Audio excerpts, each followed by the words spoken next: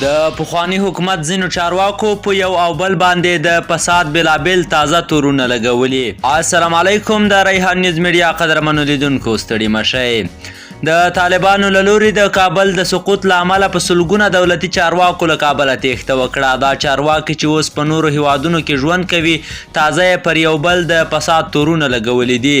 په تازه څرګندونو کې د مالیې وزارت پخواني سرپرست وزیر محمد خالد پاینده له تحلیلګرانو شبکې سره په خبرو کې پر یو شمېر افغان چارواکو د فساد تور پورې کړی دی. ښاغلي پاینده په خپلو خبرو کې ویلي چې افغانستان کې د فساد بڼه په ډلهییزه توګه وه، ځکه یې مخنیوی ستونزمن و. نوموړی وایي چې د ننګرهار ګمرک د څېړنو پر مهال په یاد ګمرک کې په پراخه کچه فساد موجود و، چې له امله یې د ګمرک رئیس د استعفا غوښتنه وکړه. ښاغلی پاینده وایي چې د ننګرهار ګمرک رئیس ورته ویلي و چې هره میاشت د ننګرهار والي ضیاءالحق امرخیل ته $40,000 ورکوي. د پخواني حکومت دا چارواکی همداراز وایي چې د افغان ځواکونو چې شمېر یې له 40 نه تر 50,000 پورې و، میاشتنی امتیاز د یو شمېر نظامي قمندانانو جیب ته لوېده. په پرځول شوي ولسمشر محمد اشرف غني هم دا تورونه لګېدلي وو چې $ملیونونه یې له ځان سره وړي دي، کوم چې نوموړي په کلکه رد کړي دي. همداشان د ولسمشر د سلاکار امرالله صالح له کوره هم د $ملیونونه د نیولو ویډیو خپره شوې وه. خو تازه د مالیې وزارت پخواني سرپرست وزیر خالد پاینده د ننګرهار پر پخواني والي او د ګمرک پر رئیس د فساد تورونه ولګول. د ښاغلي پاینده دا تورونه د ضیاءالحق امرخیل او د ننګرهار ګمرک پخواني رئیس حشمت الله علیزي له کلک غبرګون سره مخ شوي.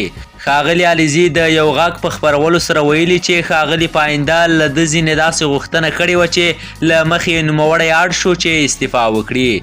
ښاغلی علیزی زیاتوي، ما دلته نږدې 4 میاشتې دنده ترسره کړه او اړ شوم چې له خپلې دندې لاس په سر شم، او دلیل یې د هغه ځینې غوښتنې وې چې ما نشوې پوره کولای. هغه په نورو تورونه پورې کړي خو د خپلې ادارې په اړه یې څه نه دي ویلي.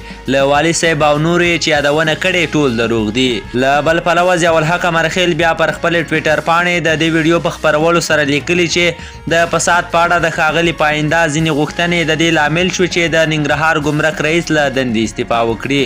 د چارو شنونکي هم په دې باور دي چې د پخواني حکومت چارواکي په پراخ فساد ککړ وو.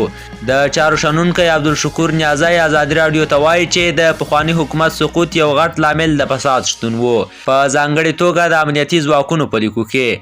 ښاغلی نیازی وایي همدا فساد د حکومت د سقوط لامل شو. د ملي امنیت، پولیسو او اردو سرتیري په هغه کچه نه و چې دوی ویل او که هم له ډوډۍ او نورو امتیازاتو یې خپله برخه ترې اخیسته. د چارو دا شنونکي وایي تر هغې چې چارواکي په واک کې وو د فساد په اړه یې هېڅ نه ویل، خو کله چې له چوکیو لرې شي بیا د فساد په اړه څرګندونې کوي. د ریحان نیوز میډیا قدرمنو لیدونکو په دې هیله چې راپور به مو راسره اورېدلی وي. د نورو تازه او مهمو خبرونو لپاره در سره د ریحان نیوز میډیا یوټیوب چینل سبسکرایب کړئ. تر بیا ښه وختونه.